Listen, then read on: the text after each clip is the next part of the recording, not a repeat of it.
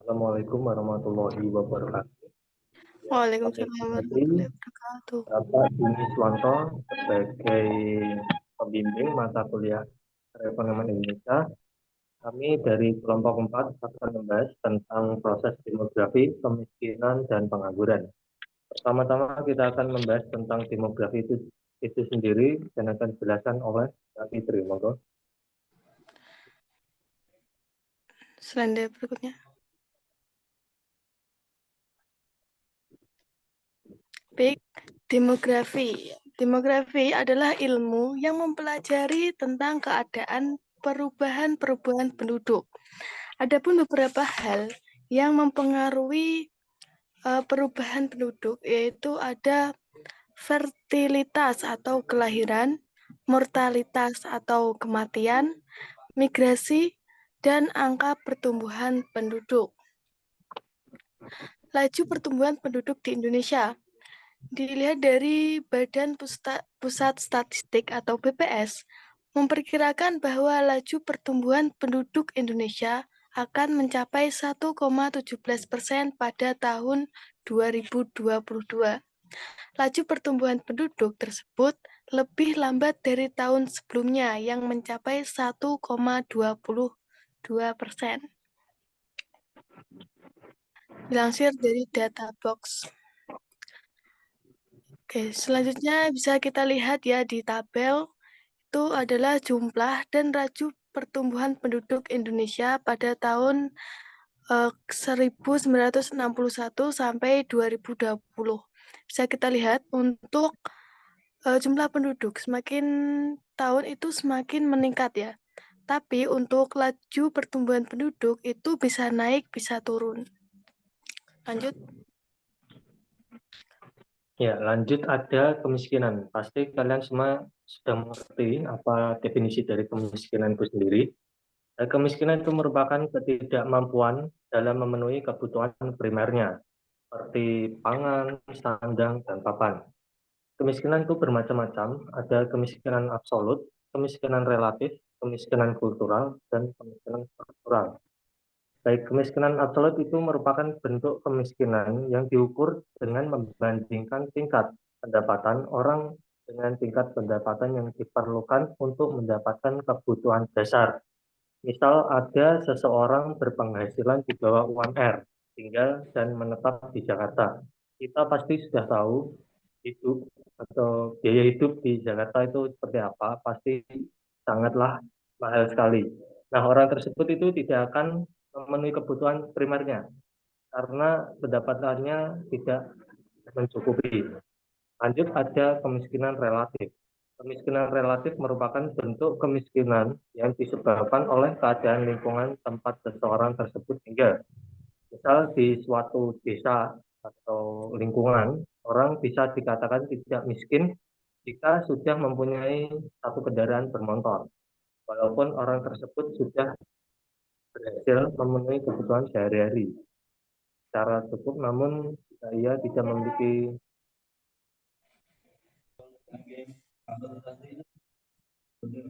Ya, lanjut ada kemiskinan kultural. Kemiskinan kultural adalah kemiskinan yang disebabkan oleh tingkat pendidikan, pengetahuan, adat budaya, serta kepercayaan yang melekat pada diri seseorang hingga menjadi gaya hidup. Seperti kemalasan, tidak ada upaya untuk meningkatkan taraf hidup, adanya pemborosan, dan lain-lain. Lanjut ada kemiskinan struktural. Kemiskinan struktural merupakan kemiskinan yang dialami oleh suatu golongan masyarakat karena suatu struktur sosial masyarakat yang tidak bisa ikut menggunakan sumber-sumber pendapatan yang sebenarnya tersedia bagi mereka, seperti penggusuran, perangan, dan lain-lain.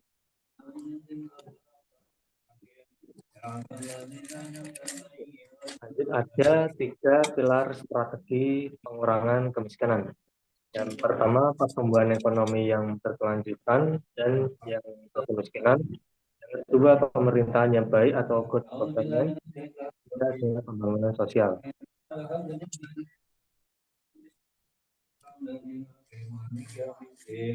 Kita lihat di data kemiskinan di Indonesia pada tahun 2020 hingga 2022 terdapat 26,42 juta pada tahun 2020 dan di 2021 ada 27,54 juta dan di 2022 ada pengurangan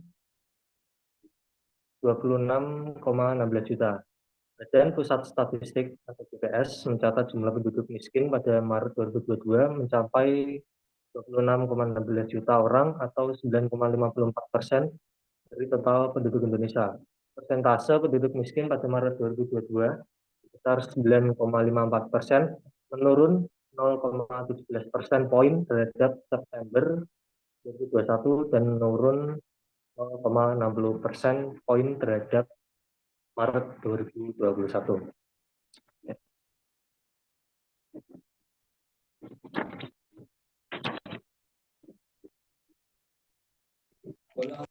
Baik, selanjutnya pengangguran. Nah, seperti yang kita tahu apa sih pengangguran itu? Nah, pengangguran itu adalah orang yang tidak memiliki pekerjaan atau tidak bekerja. Tetapi untuk orang yang menganggur lalu dia mencari pekerjaan itu lebih layaknya kita sebut sebagai pencari kerja. Seperti itu ya. Nah, adapun penyebab pengangguran yaitu yang pertama perubahan struktural. Nah, yaitu maksudnya gini. Yang awalnya di wilayah itu adalah sektor apa ya?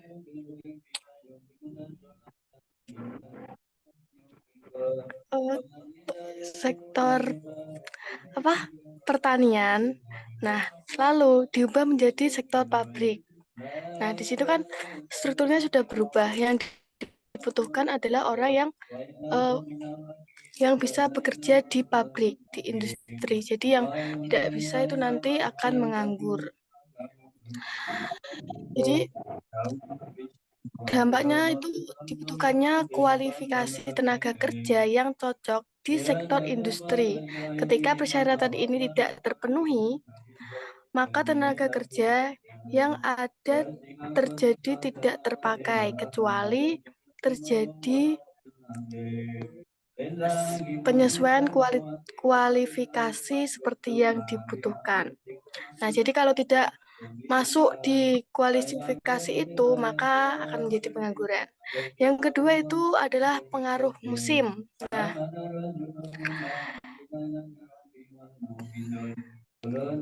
pengaruh musim ini gini, jadi ada masa di mana pekerjaan itu ramai dan ada masa di mana pekerjaan itu sepi.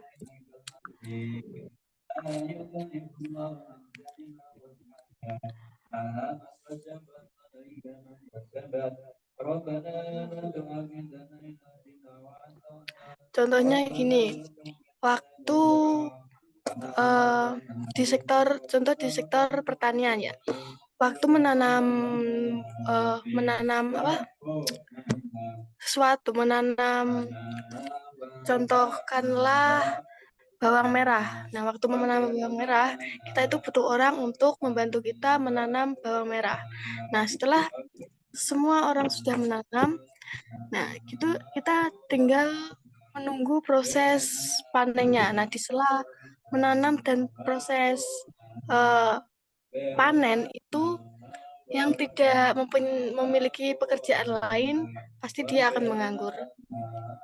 Yang ketiga adanya hambatan atau biasa disebut dengan penganggur friksional. Seperti apa?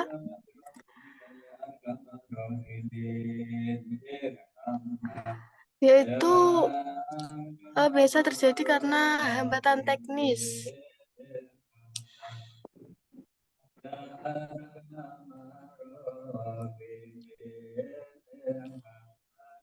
Jadi gini, ketika kalian sudah diterima di tempat kerja itu ya, tapi kalian tidak merasa cocok dengan pekerjaan kalian.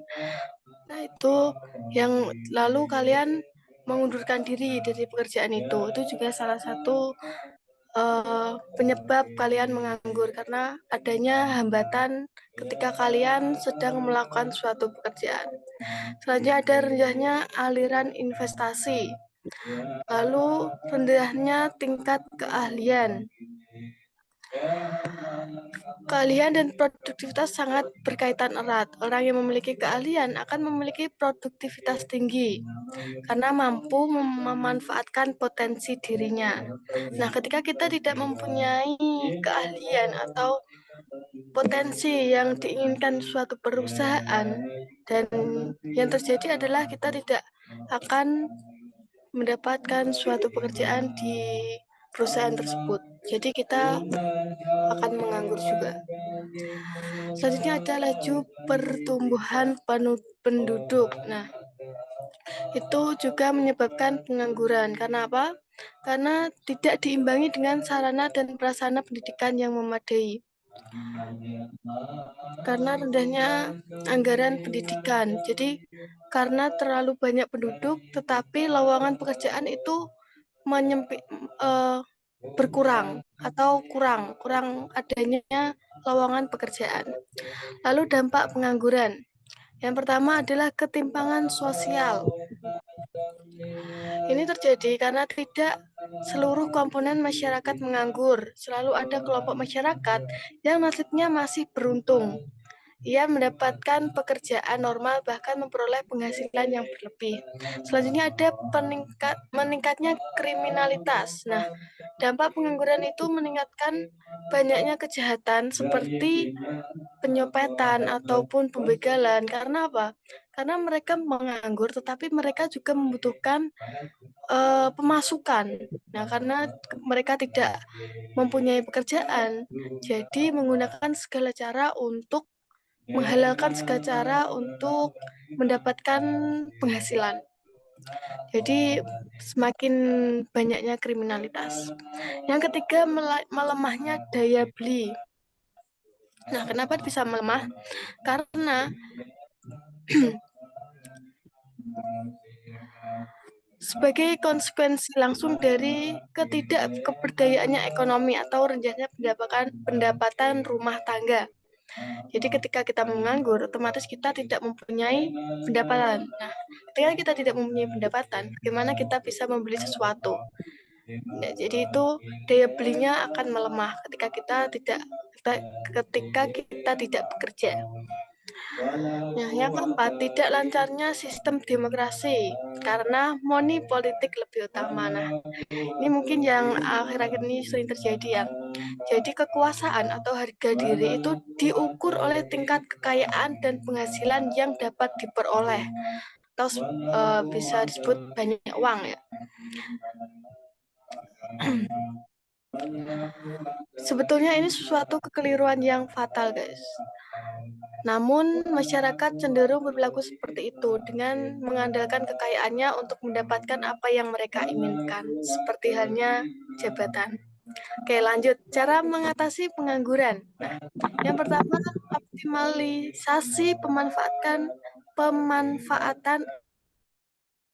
SDA atau sumber daya alam, misalnya lahan. Nah, kalau ada lahan yang mempunyai lahan banyak, itu dimanfaatkan lahannya supaya lahannya itu tidak tidak gersang ya, bisa kalian tanami. Selanjutnya ada peningkatan investasi atau pembentukan modal.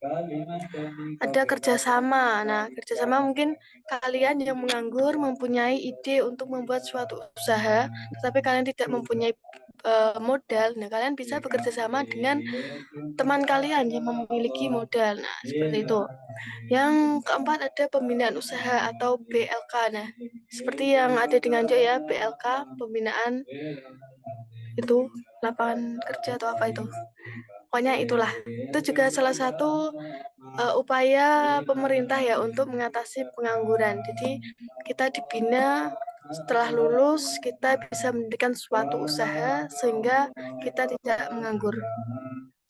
Yang kelima, menyediakan lapangan pekerjaan. Nah, ini juga sangat penting ya, seperti sekarang ini banyak sekali pabrik-pabrik didirikan, yaitu tujuannya juga untuk menyediakan lapangan pekerjaan. Yang keenam, kebijakan pemerintah. Nah, pemerintah harus ikut serta ya untuk mengatasi pengangguran ini. Caranya seperti apa? Ya itu caranya dengan membina dengan mengadakan suatu pembinaan ataupun lapangan pekerjaan. Selanjutnya kita lihat ya data pengangguran di Indonesia. Oke, dari tabel di sini bisa kita lihat bahwa tingkat pengangguran itu naik turun. Tingkat pengangguran terbuka atau TPT Agustus 2022 sebesar 5,86%, turun sebesar 0,63% poin dibandingkan dengan Agustus 2021 terdapat 4,15 juta orang atau 98% penduduk usia kerja yang terdampak COVID-19. Seperti yang kita tahu, waktu COVID banyak orang yang pengangguran, banyak yang di PHK, yang menjadikan pengangguran itu semakin meningkat.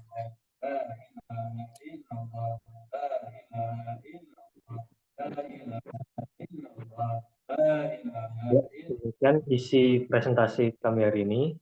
Semoga apa yang kami sampaikan dapat bermanfaat bagi kita semua. Jika ada kekurangan, mohon dimaafkan. Kami dari kelompok 4 pamit undur diri. Assalamualaikum warahmatullahi wabarakatuh. Waalaikumsalam.